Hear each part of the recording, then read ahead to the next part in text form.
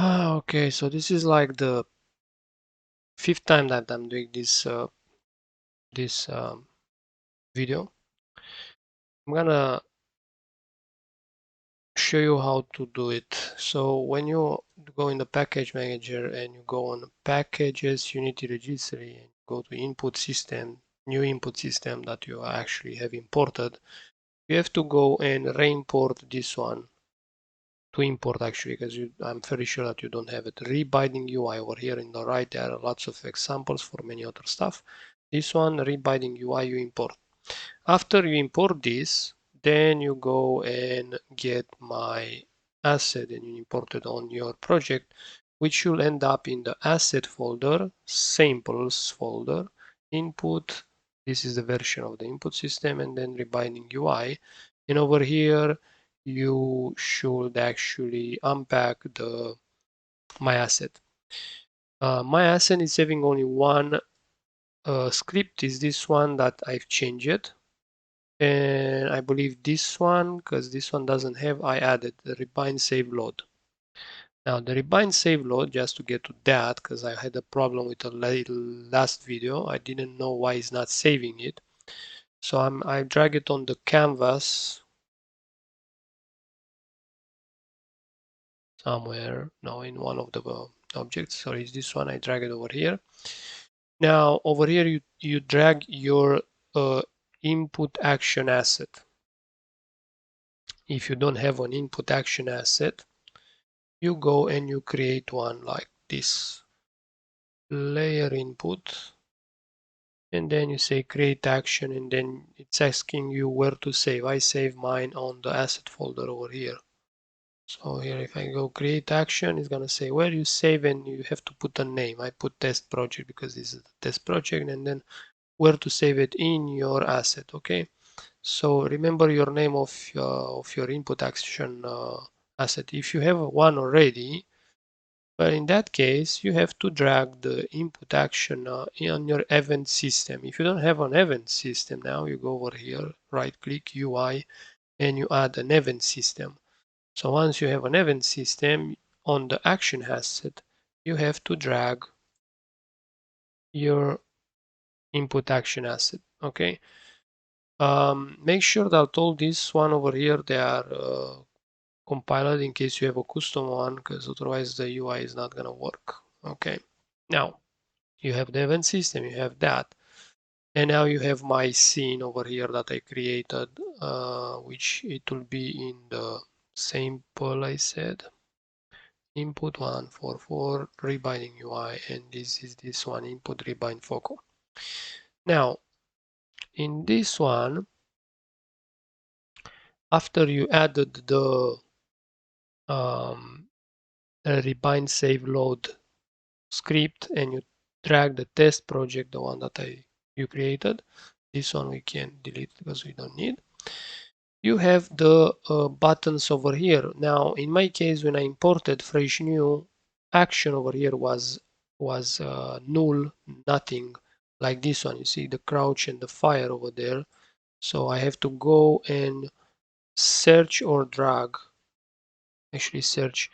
Now, when you search, you should over here is gonna give you all the input action reference from all the input action assets that you have. You see player jump is 2 times because I have 2 input actions with the same thing. So when I click on it, this is the test project. When I click on this one, this is the default one of the Unity. So you might have like 3 or 4, depends how many you have created.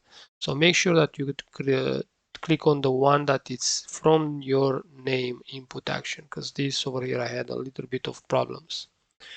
Okay, now it's not gonna be this. This is crouch, which I didn't create it. I have to create then, and I'm gonna show you how to create.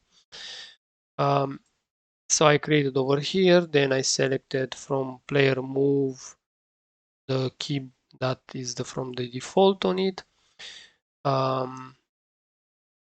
Over here it should be like this in case you don't have it. So this is the forward that is over here. Then you go, but this is should be automatically start interactive rebind.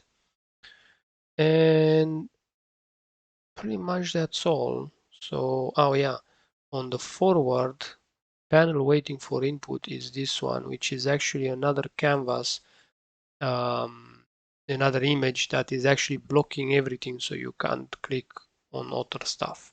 So I'm going to show you how it's working over here. Press on this one, it's Q.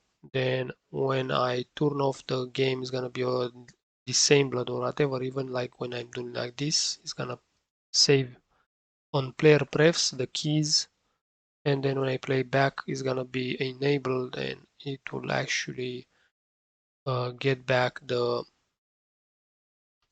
key, which now is not working for some freaking reason.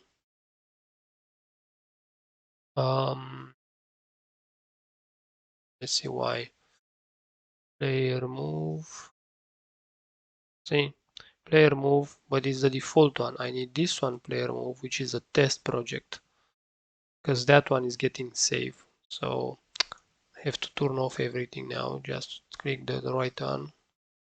This one. Now I'm gonna play.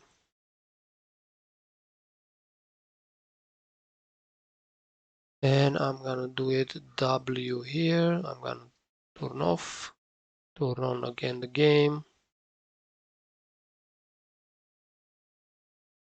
I'm gonna change on Q, turn off the game, turn on again back, and it's staying safe. Okay, so it's working.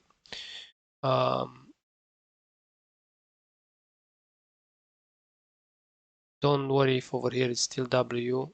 Just test on your player. You're gonna see it's working. Trust me. Now, how I'm gonna create the crouch for some people that doesn't know how the input system is working. I'm gonna go on the input system action, and we're gonna create a button, an action actually. This one we're gonna call it. We're gonna call it crouch. Be sure that on movie was one.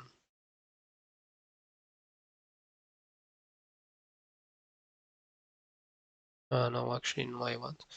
Okay, this is a button. Yes, no binding. We go over here and we say listen. Oh, I'm gonna put it on control, left control keyboard, keyboard and mouse, and pretty much that's all. Now it's gonna auto save. Make sure that you have the auto save button here. Click it. Otherwise, you have to go on your scene. Then it will appear here a button save. Just put auto save. I know it's a bump, but so now I'm gonna go in the crouch, and again make sure that you have the right asset over here. Click it because you see bam bam. Then we're gonna go on this one. No, it's not jump. Wait. This is crouch. It should be only one because doesn't there are not too many crouch. Player move, fire crouch. See, is the right name. There are not two of them. And control keyboard for the default one. So over here it will appear the name automatically of the key. Now you can check wherever they are. I try to add the text mesh pro in this, so make sure that you have the text mesh pro. If not, you are a little bit coding, you know how to do it to not have problems with text mesh, but it should be from default text mesh. In my opinion, let's test the control one if it's working. Say some people they want on C button. Now I'm gonna turn off the game, turn on the game, and it's working. Okay, now I'm gonna export all these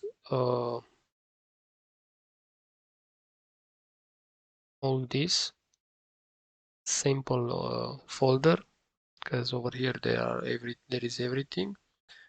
Just to make you a recap, it's only this script over here that I changed it, and I added the rebind save load. In case you don't want to actually